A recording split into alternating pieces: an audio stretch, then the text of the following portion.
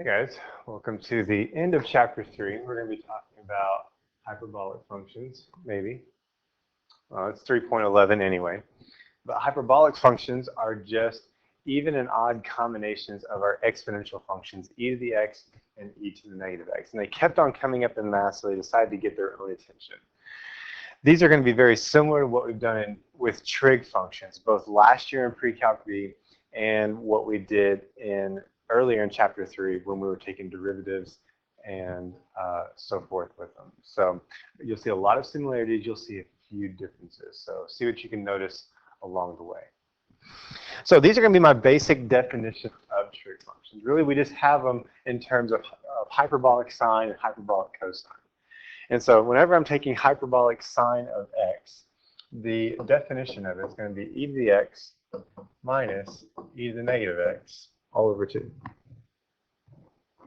Hyperbolic cosine, I'm just going to change one small part of it.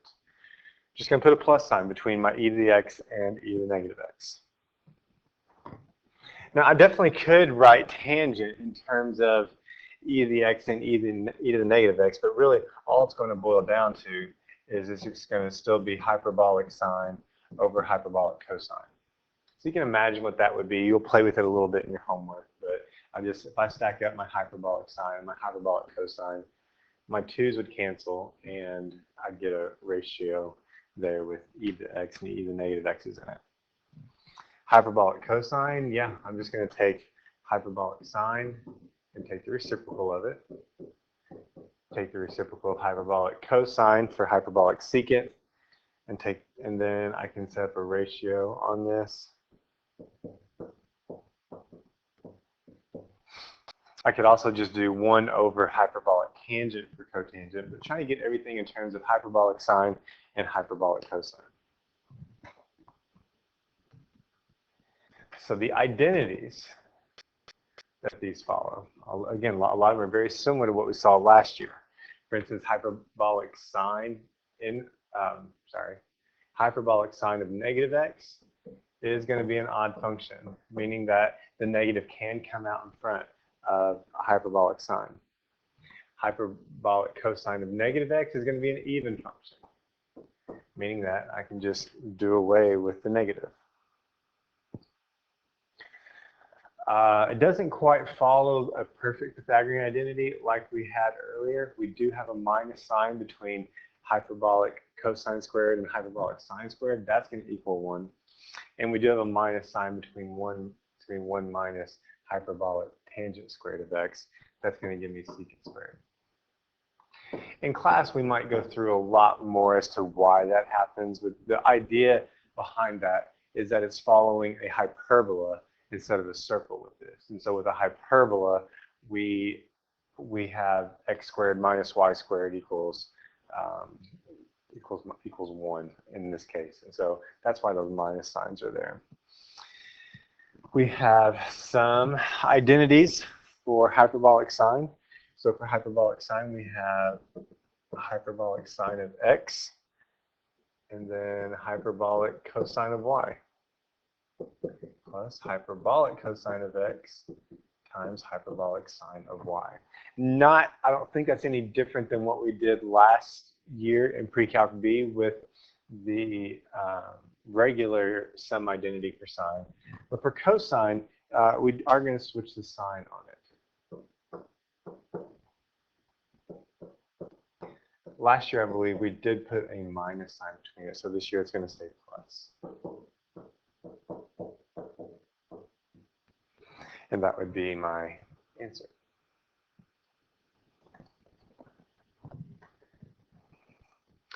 Now, just in case you don't believe me, I will prove some to you. Actually, you got some proofs to do in your homework as well. So this is how we will tackle them. Now remember, in math, that if we have already proved something to be true, we can use it in a later proof. Okay, you'll need to do that in the homework. You don't have to do it in the homework, but man, if you do that in the homework, you're going to be able to cut through some of the proofs a lot quicker. So for this one, I'm going to go all the way back to the definition of hyperbolic cosine and hyperbolic sine. So for hyperbolic cosine, I've got my e to the x And that's the one that had the plus sign in there, plus e to the negative x over 2. I'm going to need to square all that. And then a hyperbolic sine, this is the one that had the minus sign. I always want to put a plus sign on it. That's what my deal is.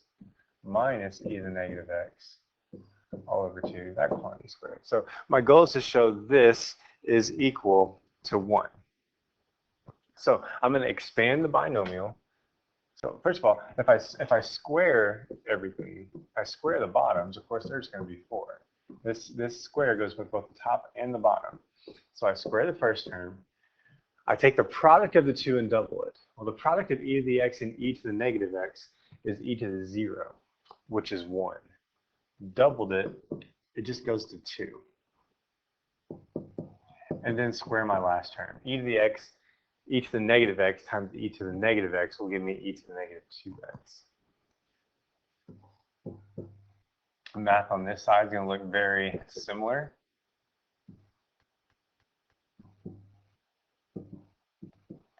There we go.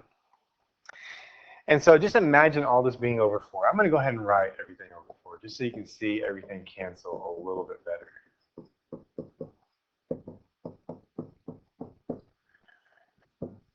On this side, I'm going to distribute this negative. If not, I'm afraid I'll forget. I'll have to do the video for the 3rd time. So I made it to here, and you can see e to the 2x over 4 and negative e to the 2x over 4 cancel. Same thing here. I'm just left with 2 fourths plus 2 fourths. 2 fourths plus 2 fourths is 1, and that's what I was hoping to get to. It was just 1.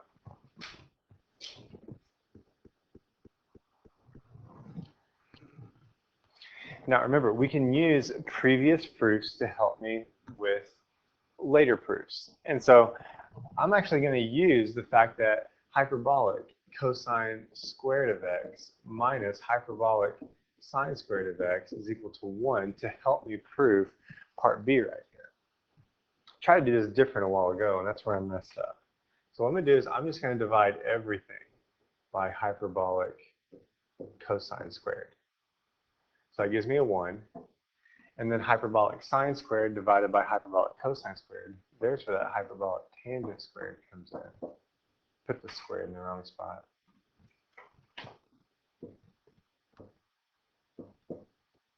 And then 1 over hyperbolic cosine squared would be my hyperbolic secant squared.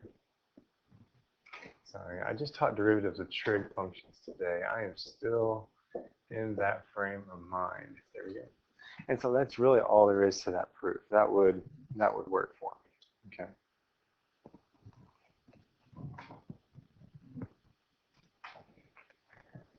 So now that we've established working with these a little bit, we should be able to take the derivative of them. Okay, now instead of just telling you what the derivative is, let's kind of come up with it ourselves. So the derivative of hyperbolic sine would be the same as the derivative of its definition. E to the x, that's the one that has the minus, e to the negative x over 2. So remember, this over 2, 1/2 is just a constant. So I can just take, I want to rearrange that. I can just take d over dx of e to the x minus e to the negative x. So the derivative of e to the x, we know, is just e to the x. Minus derivative of e to the negative x, I get a chain rule on it. My chain rule, derivative of e raised to something, is e raised to something. Times the derivative of something would be a negative 1. So if I multiply this term by a negative 1, I ended up with just hyperbolic cosine of x. So the derivative of hyperbolic sine x is going to be hyperbolic cosine x. And I could go through and do this with all of them, using these e to the x's and taking derivatives and come up with whatever I'm needing to. I thought it would be easier, though, if I just told you the rest. If you have questions on it, you can let me know. And some of these you might be doing in the homework, coming up with on your own. So this is going to be hyperbolic, not squared, still stuck on the Pythagorean, hyperbolic cosine squared. This one would just turn into hyperbolic sine squared. I'm not creating a negative there. It is positive hyperbolic sine of x, not squared. Here I get to do a squared. Hyperbolic secant squared on this one. Okay. We do get a negative here. Negative hyperbolic cosecant x, cotangent x. Negative hyperbolic secant x, hyperbolic tangent x on the derivative of hyperbolic secant. And for the derivative of hyperbolic cotangent of x, it's going to be negative hyperbolic cosecant squared of x. I'll let you pause the video there if you want to. You can kind of look and see what patterns you see, what stayed the same from the regular trig functions that we took derivative of versus what we have now. Okay.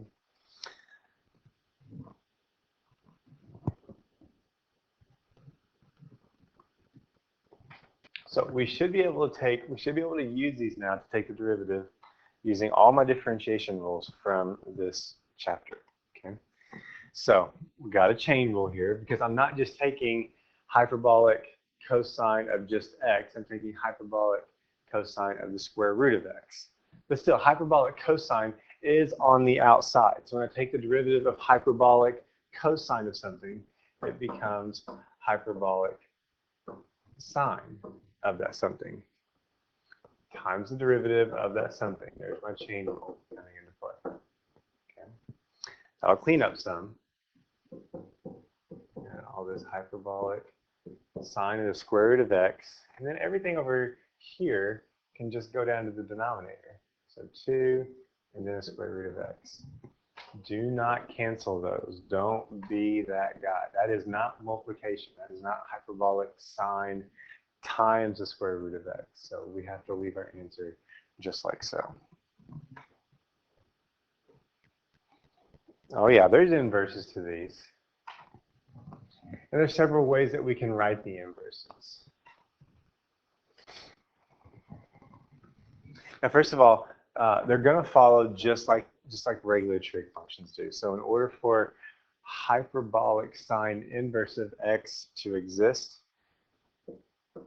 I have to be able to take hyperbolic sine of whatever I get is equal to x.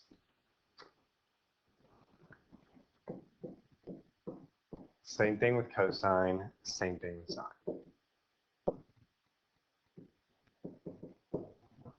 Okay. Nothing new there. And there's domain restrictions on there. We might get into those further in the class, but for now, that's going to get me through what I need. I don't think the domain restrictions are going to mess us up in the homework. But I can also write these in terms of logarithms. So hyperbolic sine inverse of x, I can rewrite it as the natural log of x plus the square root of x squared plus 1. And then that x could be any real number, and it would turn out fine for me. Okay. In terms of cosine, I would just need to change this to a minus sign underneath that radical. In this case, x would have to be greater than or equal to 1 to keep me out of the imaginary numbers with this. And finally, for tangent, it would just be 1/2 the natural log of 1 plus x over 1 minus x. X would have to stay between -1 and 1 on that. So, just in case you don't believe me, is there a proof? Yeah. Let me show you this first one is true right here. I'm going to prove it. So I'm going to try to take it step by step to show you what I did on it. Okay? So I'm gonna let my y equal this left side of my equation. Now I know that's going to be true if and only if I let x equal hyperbolic sine of y. It's just the inverse, so I need to be able to switch my x's and y's like that. Meaning, if I go all the way back to its definition, now it's e to the y minus e to the negative y over 2.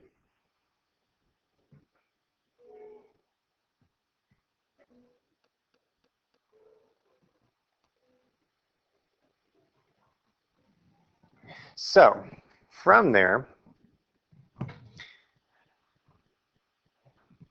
I can just kind of omit this middle guy right here. And I'm wanting to solve this down for e to the y. Whew. It's going to be kind of weird. Let me write down what I have. I'm trying to make it so this flows a little bit. I have x equals e to the y minus e to the negative y over 2.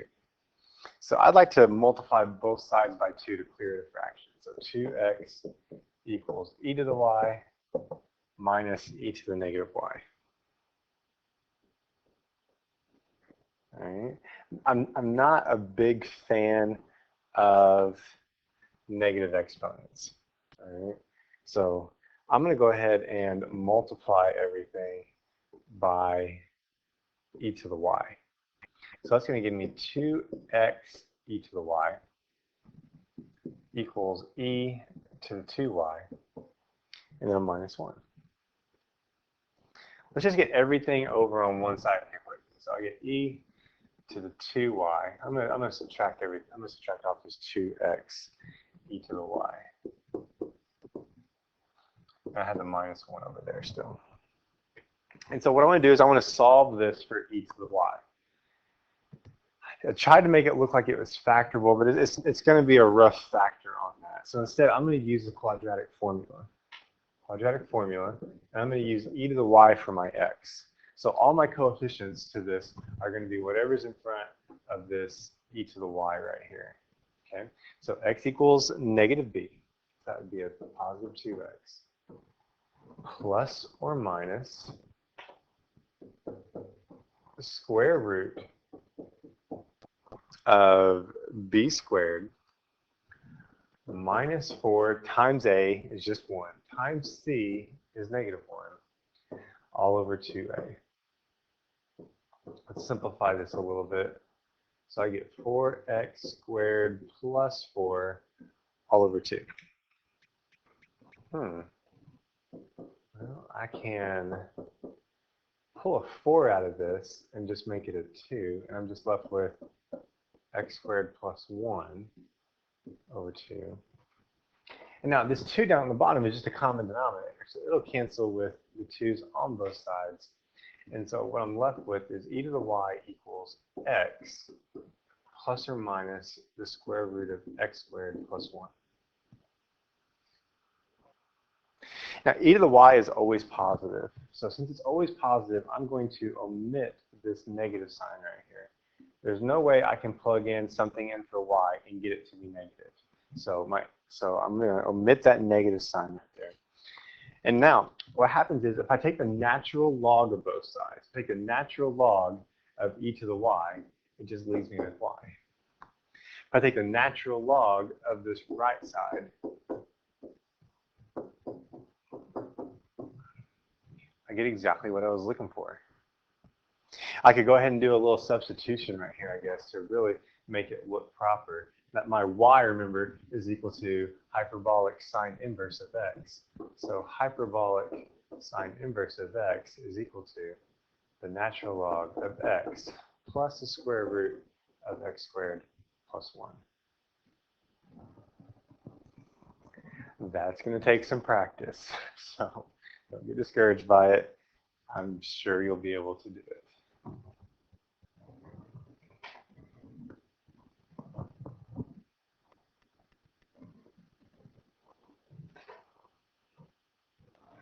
All right, we can also take the derivative of the inverse of these functions. The derivatives of the inverse of hyperbolic sine is going to be 1 over the square root of 1 plus x squared.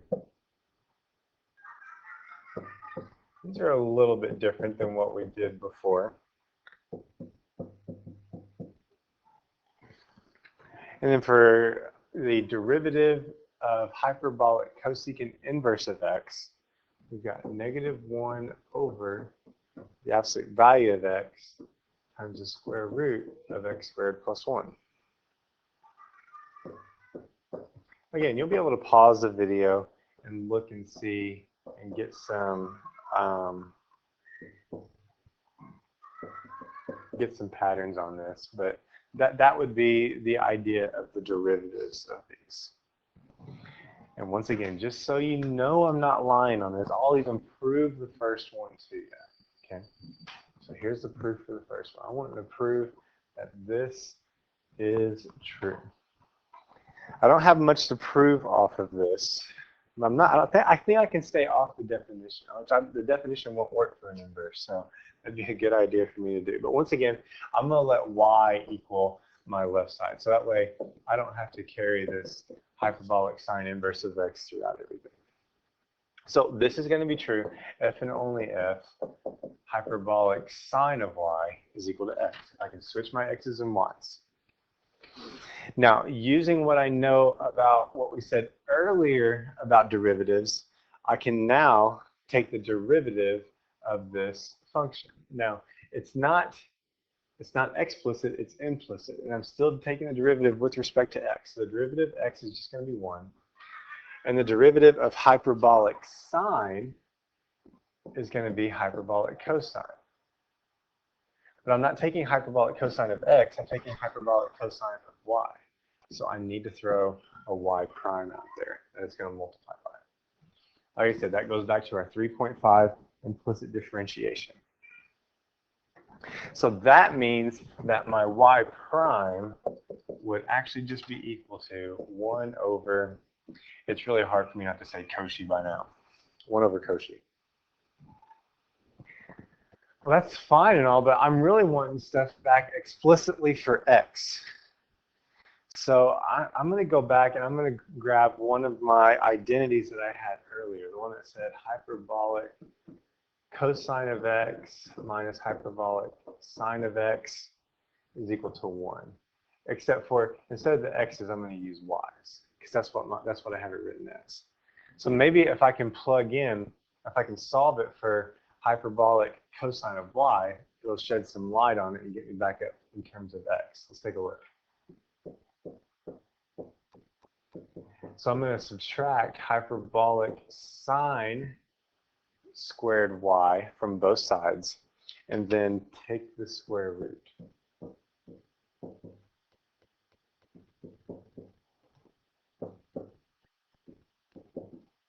Looks like I've gotten so close. I got the plus or minus. I've lost mine. What happened? Oh, that's right. That's right. Hyperbolic cosine of y, though, has to take on positive values. So I'm going to be able to erase this negative. And so I just have hyperbolic cosine of y is equal to the positive square root of this. Well, I lost a plus sign somewhere. Yeah, it should be a plus. It is very late after school, ready to go home. So that's going to be excusable right there. So all in all, what happens is hyperbolic cosine of y is equal to the square root of 1 plus. And what I'm going to do is I'm going to use the fact that hyperbolic sine of y is equal to x, and I'm going to bring that x back down into its place. And so sure enough over here, I will be able to substitute in for my y prime. I'm going to have 1 over, instead of hyperbolic cosine of y, hyperbolic cosine of y is equal to the square root right here, square root of 1 plus x squared. The book actually shows a different way of working this. I thought this one flowed a little bit better though, but feel free to take a look in the book as to how they worked it.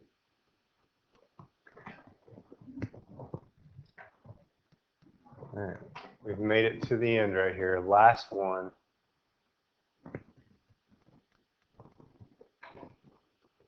So I'm going to take the derivative of, the derivative with respect to x of hyperbolic tangent inverse of sine x. We definitely have a composite function here, so I'm going to need to use a chain rule. And according to 2 slides ago, if I'm taking the derivative of hyperbolic tangent inverse of something, it's going to be 1 over 1 minus whatever that something is squared. In this case, that something is just going to be sine x, because I'm not taking hyperbolic tangent inverse of just x. I'm taking hyperbolic tangent inverse of sine x, so that gets thrown in there. Times the derivative of my inside. The derivative of my inside, derivative of sine, is just going to be cosine. I think this is a cleanup sum. 1 times cosine is just going to give me cosine here on top. And on bottom, I have 1 minus sine squared. That sounds familiar. I'm going to go ahead and call that cosine squared. That's going to give me 1 over cosine squared. And we go good and well. 1 over cosine squared is going to be theta.